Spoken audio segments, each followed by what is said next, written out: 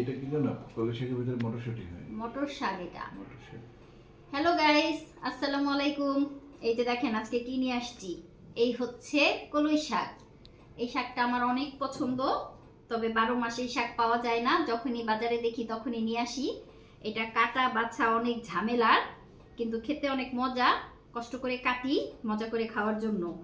আর এই যে আরো কিছু বাজার আছে, টমেটো ফ্রোজেন করব। অলরেডি আমার 25 কেজি টমেটো ফ্রোজেন করা হয়ে গেছে।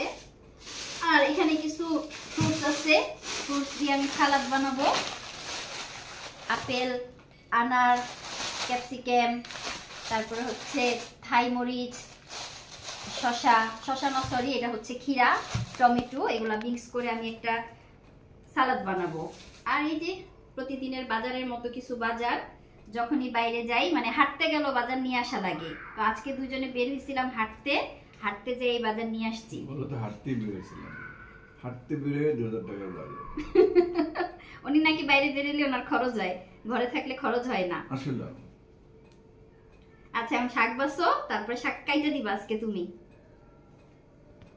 এখানে প্রায় 1.5 কেজি শাক ছিল, তো বাছার পরে এগুলো আমি ফ্রেশ নিছি। আর অর্ধেকের মতো ময়লা, এই যে প্রায় অর্ধেকের মতো ময়লা, আর অর্ধেক হচ্ছে আমার শাক।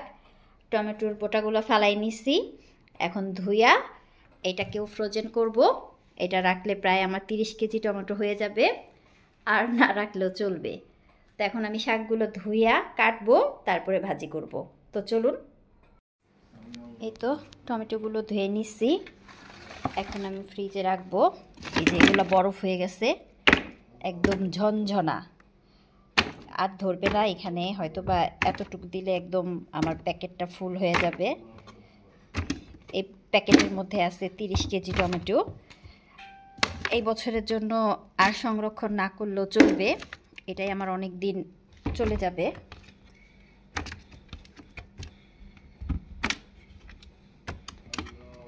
প্যাকেটটা অলরেডি এখনই ভরে গেছে।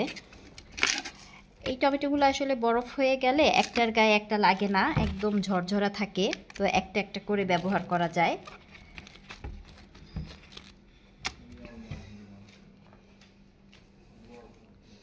এটা অন্য বক্সে রাখতে হবে, এটার মধ্যে আর ধরবে না। কলাই শাকগুলো ধুয়ে আমি পানি ঝরাইতে দিচ্ছি, একটু পানিটা শুকায় আসলে তারপরে শাকগুলোকে আমি বটি দিয়ে কুচি কুচি করে কেটে নিব। এই শাকটা যত কুচি করে কাটা যায় খেতে কিন্তু ততই টেস্ট লাগে।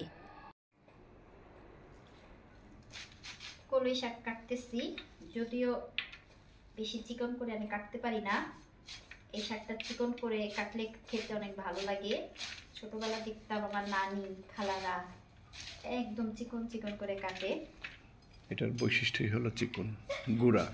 চেষ্টা করতেছি, কারণ আমি বটির কাজগুলো সব দাঁড়ায় দাঁড়ায় করি, সব কাজ দাঁড়ানো বটি দিয়ে করি। এই শাক কাটার জন্য আমি বসা বটি নিচ্ছি, চেষ্টা করতেছি যতটুকু পারতেছি। এত পছন্দের একটা শাক, অথচ আমি এটারে কাটতে পারি না, এটা কোনো কথা?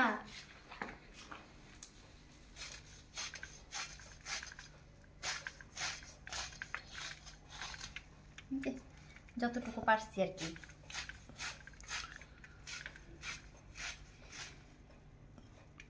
হবে, বাকিটা হবে পেটে যায়। 1.5 কেজি শাক 1/2 কেজি হলো। ভালো নেই গেছে বেশি। এই শাকটা আসলে এরকমই, কাটার পরে বাছার পরে তেমন থাকে না, রান্না করলে তো আরো কমে যাবে।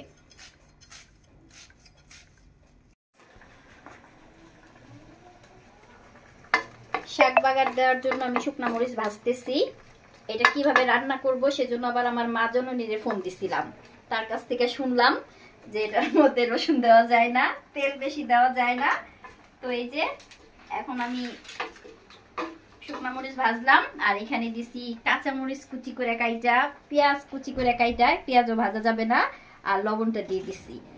তো আগে শাকটা ভাজি, আপনাদের ভাইয়া আবার শাকটারে একটু পন্ডিতি করে আরো চিকন চিকন করার জন্য কাটতে কাটতে হাত কেটে ফেলছে। সে কেচি দিয়ে এটারে আরো চিকন চিকন করছে, তারপরে তার হাত কাটছে। আর এই যে চুলায় আমি টমেটো বসাইছি সিদ্ধ, টমেটো সালাদ করবো। টমেটোটা তো আমার অনেক পছন্দ, সেটা কাঁচা হোক আর রান্না হোক আর সালাদ হোক, টমেটো আমার খুবই পছন্দের একটা খাবার। তো আজকে বেশি কিছু রান্না করব না, অলরেডি রান্না করা আছে। শুধু এই শাকটা ভাজি করব আর টমেটোটা সালাদ করব। শাক কইরা যাস কেন?